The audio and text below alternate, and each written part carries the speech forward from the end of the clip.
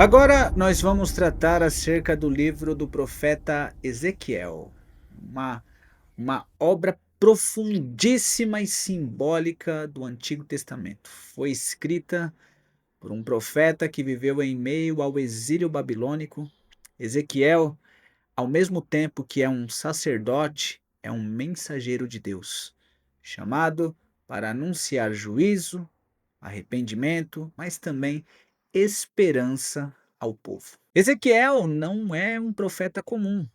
Seu ministério é marcado por visões, símbolos, atos dramáticos que são destacados dentro do livro que leva o seu nome. Deus o chamou para comunicar verdades espirituais através de símbolos, imagens vivas, muitas vezes até chocante, para despertar o povo e tentar fazer com que o povo saísse do endurecimento. Ele foi chamado em meio a uma visão grandiosa, aonde a Bíblia diz que os céus se abrem e ele enxerga a glória de Deus em um carro de fogo sustentado por querubins. Essa visão marca o tom de todo o seu ministério. Deus estava presente ali, mesmo em meio ao exílio. Esse livro nós podemos usar a temática toda dele dividida em três atos. O primeiro deles vai do capítulo 1 até o capítulo 24. A primeira parte do livro, que é dominada por mensagens e advertências, e não só isso, julgamentos também. Jerusalém ainda não havia sido totalmente destruída, mas o colapso era algo iminente. Ezequiel, falando da Babilônia, se torna uma espécie de correspondente estrangeiro, relatando tudo aquilo que está prestes a acontecer com a sua terra natal. Ele denuncia a corrupção do povo, a imoralidade, a idolatria, a injustiça social que dominavam Judá. O profeta utiliza uma série de atos simbólicos para ilustrar as suas mensagens. Para você ter uma ideia, ele constrói uma maquete da cidade de Jerusalém para simular um cerco. E ele deita de um lado só durante 390 dias. E depois deita do outro lado por mais 40 dias. Isso simbolizando o pecado de Israel e de Judá. Ele come pão cozido sobre o esterco, representando a impureza. E isso viria com o exílio. Ele raspa a cabeça, dividindo seu cabelo em três partes para simbolizar o destino do povo, com três mazelas: fome, espada e dispersão. É durante essa fase que Deus revela a Ezequiel aquela que nós podemos chamar de uma visão chocante: a corrupção dentro do templo. A Bíblia ensina que Ezequiel vê líderes israelitas adorando ídolos escondidos, mulheres lamentando por Tamuse e sacerdotes voltados para o sol. Tudo isso práticas pagãs realizadas dentro do templo. É nesse momento, segundo o texto, segundo o livro de Ezequiel, que a glória do Senhor abandona o templo. Esse poderia ser um dos momentos mais tristes do Antigo Testamento registrado. O profeta observa a glória de Deus se mover do Santo dos Santos para a porta do templo e depois para o monte e depois para o leste da cidade. Um gesto simbólico que mostrava que a presença de Deus estava se retirando de Jerusalém por causa do seu pecado. Em um segundo ato, dentro desse livro, capítulos de 25 a 32, Jerusalém em ruínas, completamente devastada, Ezequiel volta sua atenção para os povos vizinhos. Nesse bloco de capítulos, o profeta atua quase como um repórter internacional. Ele vai registrando as sentenças de Deus contra as nações que zombaram da queda de Israel ou se alegraram com sua destruição. E com isso, o profeta anuncia juízo contra Amon, Moabe, Edom, Filistia, Tiro, Sidom e Egito. Cada oráculo revelava que o Senhor é soberano sobre a terra, não só sobre Israel, mas sobre todos os povos. Ezequiel ele descreve com detalhes a queda da cidade de Tiro, um dos centros comerciais mais ricos do mundo antigo, comparando a sua destruição com a de um navio luxuoso que afunda em meio à tempestade. Ele traz um longo lamento sobre o Egito e o Faraó, simbolizando com um grande monstro do Nilo que seria capturado e abandonado no deserto. Esses capítulos vão revelar para nós que Deus é soberano sobre Israel, sobre todas as nações, e da mesma forma com que há juízo sobre Israel, sobre Jerusalém, também há juízo sobre as nações.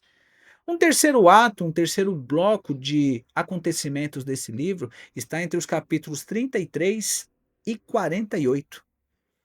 Com a notícia da destruição de Jerusalém confirmada, está no capítulo 33, verso 21, o tom da mensagem de Ezequiel muda. A partir desse ponto, ele deixa de anunciar juízo e passa a falar de esperança e reconstrução. Aqui começa a fase como a mais inspiradora do livro. É uma cena marcante, inclusive. Ezequiel é levado em espírito a um vale cheio de ossos secos. O Senhor o desafia a profetizar sobre aqueles ossos secos, e à medida em que ele fala, os ossos vão se unindo e começam a ganhar carne, e começam a ganhar pele e recebem fôlego de vida. É uma visão poderosa que profetiza a restauração espiritual do povo de Israel. E isso simbolizando que Deus poderia trazer à vida até mesmo algo que estava completamente morto. Logo depois, o profeta fala de uma promessa divina, capítulo 36, verso 26, aonde ele diz: Dar-vos-ei um coração novo, e porei dentro de vós um novo espírito. Essa profecia anuncia o tempo em que Deus faria uma aliança interior com o povo, trocando aquele coração de pedra por um coração de carne. Era uma transformação interna. Um prenúncio que nós podemos dizer da obra do Espírito Santo no Novo Testamento. Nos capítulos seguintes, entre o capítulo 38 e 39, Ezequiel apresenta um conflito escatológico do fim dos tempos, envolvendo Gog e Magog, uma grande coalizão de nações que tenta atacar Israel, mas é destruída por intervenção divina. Essa profecia aponta para um futuro distante, quando Deus defenderá o seu povo de forma sobrenatural. Os capítulos finais, de 40 a 48, descrevem um novo templo, uma nova cidade e uma nova ordem espiritual.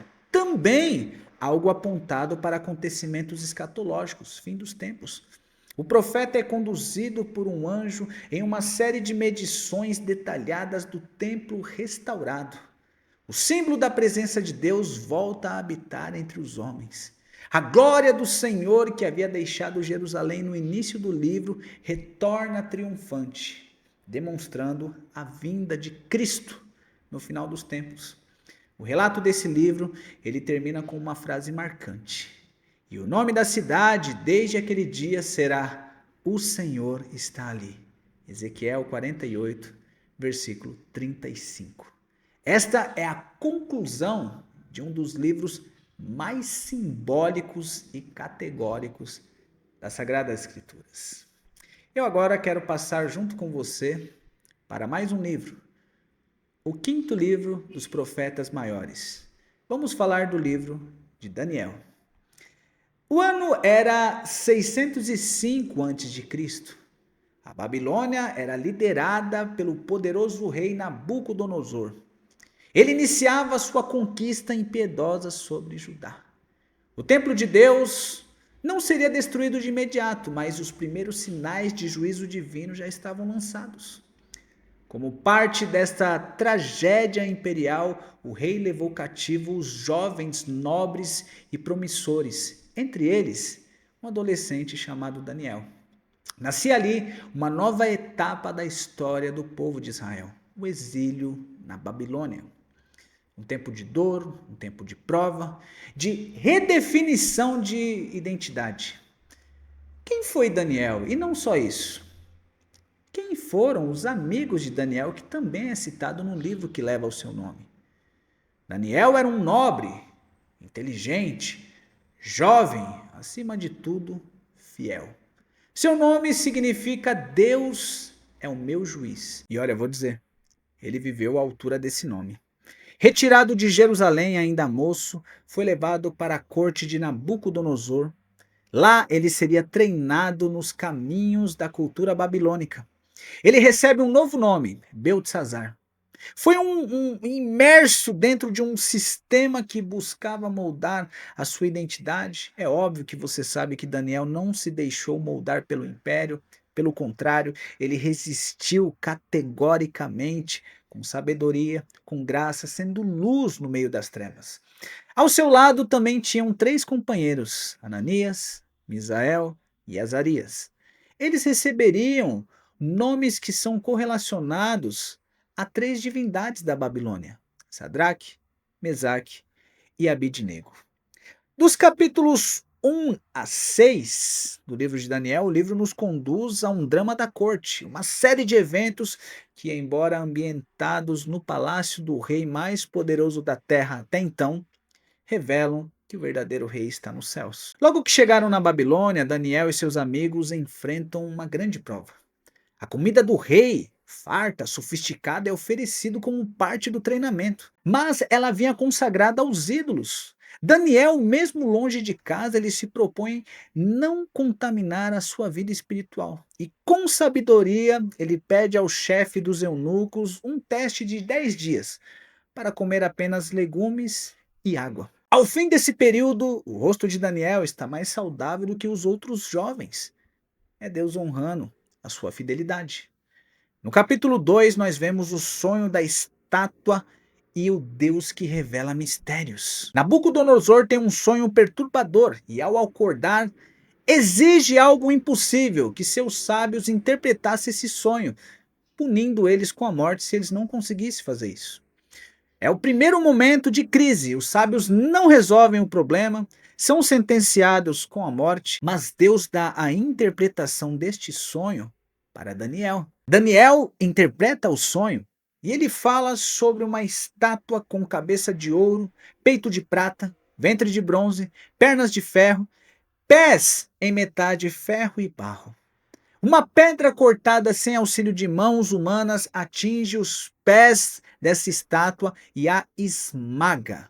E a revelação interpretativa desse sonho é que os reinos do mundo que governarão por um tempo limitado serão destruídos pelo reino de Deus, pelo Todo-Poderoso. Lá no capítulo 3, nós vemos um episódio agora com os amigos de Daniel. Sadraque, Mesaque e Abidnego se recusam a adorar a estátua que foi levantada por Nabucodonosor. Eles foram colocados dentro de uma fornalha que foi aquecida 7 vezes mais. E algo interessante acontece: três pessoas são colocadas dentro dessa fornalha, e quando alguém vai verificar junto ao rei como estava lá o churrasco de pessoas, percebem que não havia churrasco, que não haviam pessoas queimadas e que também não haviam três pessoas, mas quatro. Estava lá o quarto homem da fornalha. E quando eles saem, o nome de Deus é glorificado. O fogo não os consome, o quarto homem está com eles, um ser celestial, e quando eles saem, não tem cheiro de fumaça, não carregam sequer cinza, e o rei, espantado, glorifica o Deus deles. No capítulo 4, Nabucodonosor tem outro sonho. Uma árvore imensa que chegava até o céu, mas que era cortada, restando apenas o toco. Daniel avisa ele: o rei será humilhado por causa do seu orgulho.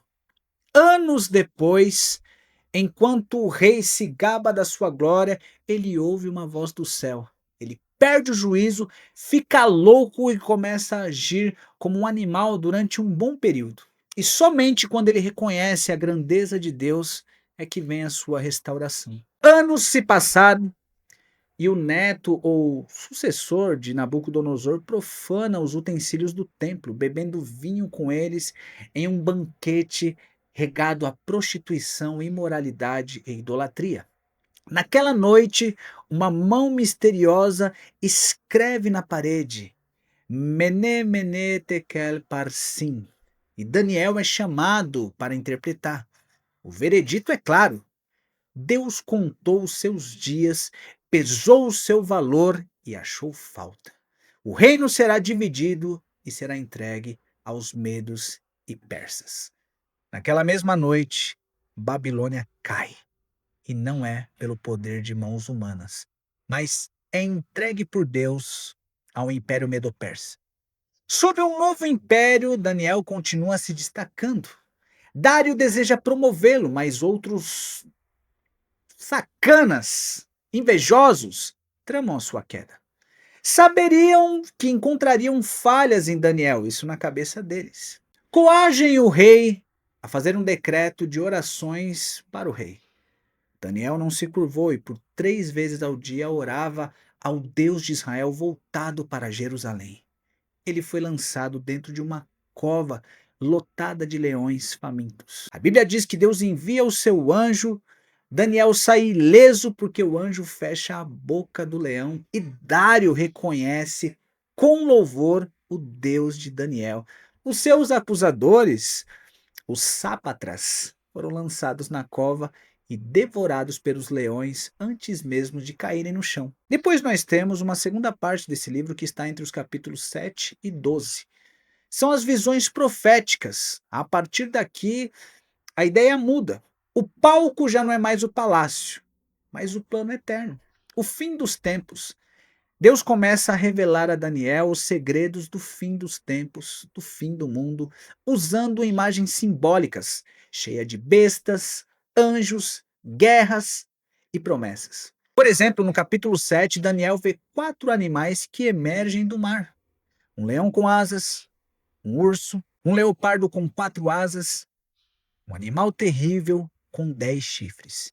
Eles representam 4 impérios que governariam o mundo naquele tempo: a Babilônia, o Império Medo-Persa, que era o vigente, o Império Grego, que destruiria o Medo-Persa, e o Império Romano, que conquistaria os gregos. E então surge uma cena celestial. O Ancião de Dias, que seria o Deus Todo-Poderoso, se assenta em juízo. E chega alguém como o Filho do Homem que recebe domínio eterno. É a visão messiânica mais clara do livro de Daniel. O reino de Deus será dado aos santos e jamais será destruído. No capítulo 8, Daniel vê um carneiro com 2 chifres. Representa o Império Medo-Persa, que é derrotado por um bode com um grande chifre. Seria Alexandre o Grande com o Império Grego. Esse chifre se quebra, que é o Império Grego, e surgem 4 generais, que são generais de Alexandre o Grande. De um deles nasce um pequeno chifre, que seria o símbolo de um rei profano, possivelmente Antíoco Epifânio, que profana o templo durante o período intertestamentário, e essa é a visão da ascensão grega das lutas que viriam contra o povo de Deus. No capítulo 9, já idoso, Daniel lê as profecias de Jeremias e entende que o tempo do cativeiro, que seria de 70 anos, estava chegando ao fim. Diante disso, ele não relaxa, pelo contrário, se volta para Deus em profunda oração, se veste de pano de saco, jejua e confessa os pecados do povo. A sua oração é um dos momentos mais sublimes desse livro. Um clamor de arrependimento e de esperança. Ele reconhece: a ti, Senhor, pertence a justiça, mas a nós a confusão de rosto. Daniel não tenta se justificar, mas clama pela misericórdia divina, declarando: inclina, ó Deus, os teus ouvidos, abre os teus olhos para a nossa desolação. Enquanto ele ainda orava, o anjo Gabriel vem até Daniel como uma resposta celestial. Ele revela a profecia das 70 semanas de Daniel, um dos textos mais importantes da escatologia bíblica, completamente condensada em 4 versículos que compõem o período de Daniel e vai até o final da grande tribulação. No capítulo 10, abre-se uma nova cena. Daniel jejua e ora por 3 semanas buscando entendimento. Então, à beira do rio Tigre, ele tem uma visão impressionante.